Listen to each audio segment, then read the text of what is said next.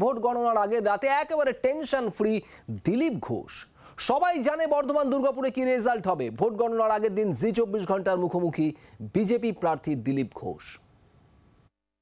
কয়েক মিনিটের অপেক্ষা আর বলা যেতে পারে যে মহাসংগ্রাম শুরু হয়েছিল, সেই মহাসংগ্রামের একেবারে শেষ মুহূর্তের কাউন্টডাউন চলছে, কিন্তু এখনো অবধি খোশ মেজাজে রয়েছেন দিলীপদা। দিলীপদা খোশ মেজাজে রয়েছেন। আপনার সতীর্থরা কেউ থানায় বসে বিক্ষোভ করছেন, এখন কেউ বিভিন্ন রকম এক্সহ্যান্ডেলে পোস্ট করছেন। সকাল থেকে আপনার দিক থেকে সেরকম কিছু দেখা যায়নি, আপনি কি কনফিডেন্ট? কালকের যে ভোট গণনা তার প্রস্তুতিতে আমরা লেগে আছি। বৈঠক করা, ভার্চুয়াল কর্মীরা যারা কালকে বসবেন, এজেন্ট তারা এসে গেছেন, তাদের থাকা খাওয়ার ব্যবস্থা এতেই ছিলাম আমি। রেজাল্ট তো আমরা জানি কি হবে, টিএমসিও জানে, সেজন্য টেনশনের কোনো কারণ নেই। বিভিন্ন জায়গায় আপনার যারা সতীর্থ বিভিন্ন কেন্দ্র থেকে তারা এই অভিযোগ করেছেন যে কাউন্টিং সেন্টারে কারচুপির কথা বলা হচ্ছে, আইপ্যাকের কর্মীদের কথা তারা বলছেন।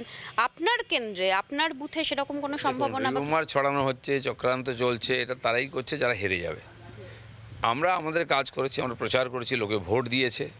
ভোট গণনা হবে, ইলেকশন কমিশন যথেষ্ট ব্যবস্থা রেখেছে, সেন্ট্রাল ফোর্স ইত্যাদি। ভেতরে কাউকে যেতে দেবে না, আশপাশে যেতে দেবে না, গণ্ডগোল করার কোনো সুযোগ নেই ভেতরে। তো এই রিউমারে অনেকে প্রভাবিত হয়ে একটু টেনশনে আছেন। নিজেদের কাজটা ঠিকঠাক করলেই হয়ে যাবে। মানুষ পুরো বিশ্বাস রেখেছে বিজেপির উপরে, রেজাল্ট সেরকমই হবে। পরীক্ষার আগে তো টেনশন থাকে সমস্ত স্টুডেন্টদের, আপনি কি টেনশনে আছেন? আমাকে দেখে মনে হয় টেনশন? আমার জন্য অনেকে টেনশনে আছে। দিলীপ ঘোষ একেবারে অন্য মেজাজে, এবং তিনি যে উত্তরটা দিয়ে গেলেন যে তাকে দেখে অনেকে টেনশনে রয়েছেন, এবং যে সমস্ত সতীর্থরা তার এখনো পর্যন্ত টেনশন করছেন তাদের বলছেন টেনশন নয়, অ্যাটেনশন। জি 24 ঘন্টার জন্য ক্যামেরায় মিন্টু পাশের সঙ্গে মমিতা চক্রবর্তী, বর্ধমান।